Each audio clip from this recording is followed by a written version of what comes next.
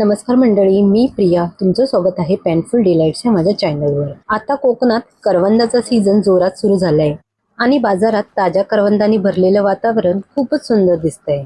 आज मी तुमच्यासाठी घेऊन आले आहे खास कोकणी स्टाईल करवंदाची चटणी. ही एक खास गोष्ट म्हणजे ही रेसिपी माझ्या सासूंनी बनवली आहे आणि शूटिंग माझे सासरे करत आहेत. आणि ही पारंपरिक चटणी चवीला आंबट तिखट लागते. तर चला सुरुवात करूया आजची ही भन्नाट करवंदाची चटणी रेसिपी. इथे माझ्या सासूबाई करवंद काढत आहेत. ही करवंद एकदम कवळी घ्यायची आहेत, ज्यांच्या बिया एकदम नरम असतील.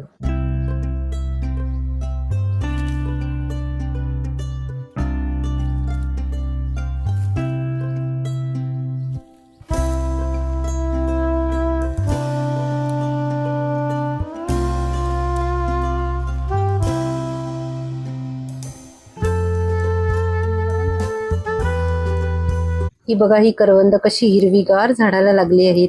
ही थोडी कोवळी आहेत, अजून ती पिकलेली नाही आहेत. अशा हिरव्या करवंदाची आपल्याला चटणी करायची आहे.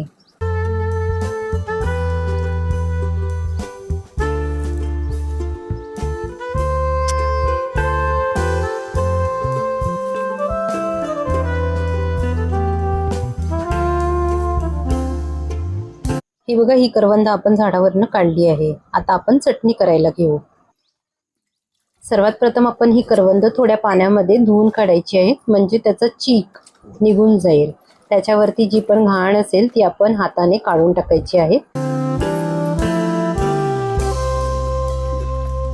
अशी ही करवंद चोळून चोळून चांगली स्वच्छ करायची आहे.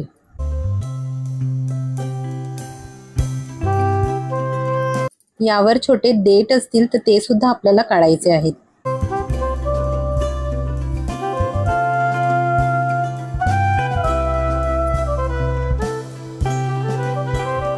ही करवंद आपल्याला 2 ते 3 पाण्यातून धुवून काढायची आहेत.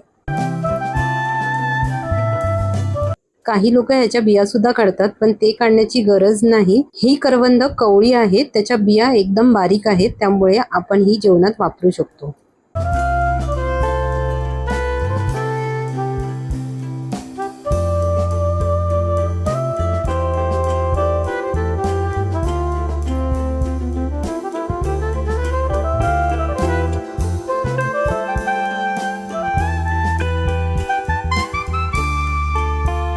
आता ही करवंद स्वच्छ धुवून झाली आहे. आपण चटणी करूया.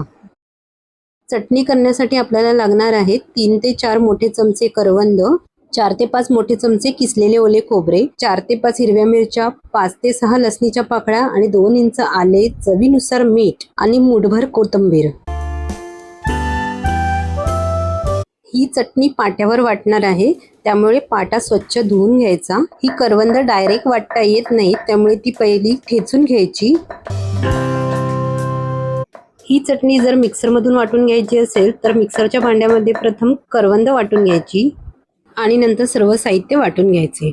आता याच सोबत आले आणि लसूण सुद्धा ठेचून घ्यायचे.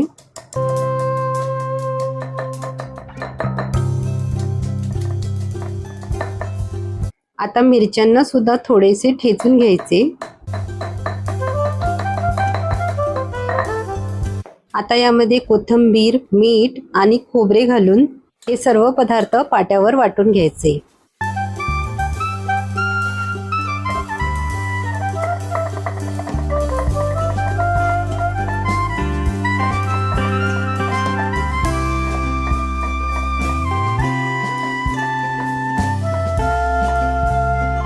अशा प्रकारे थोडे थोडे मिश्रण असे वाटून घ्यायचे.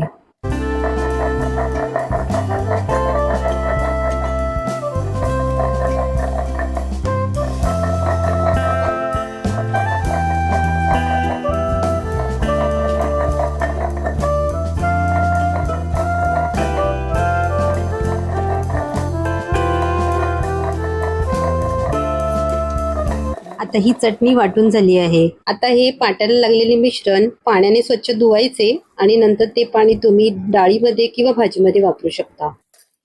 ही आंबट तिखट चटणी चपाती बरोबर, भाकरी बरोबर किंवा भातासोबत ही छान लागते. तुम्ही ही रेसिपी नक्की ट्राय करा आणि मला कमेंट्स मध्ये नक्की कळवा. जर तुम्हाला ही रेसिपी आवडली असेल तर व्हिडिओला लाईक करा, शेअर करा आणि माझ्या चॅनलला सबस्क्राईब करायला विसरू नका. पुन्हा भेटूया अशाच नवीन रेसिपी सोबत. तोपर्यंत धन्यवाद.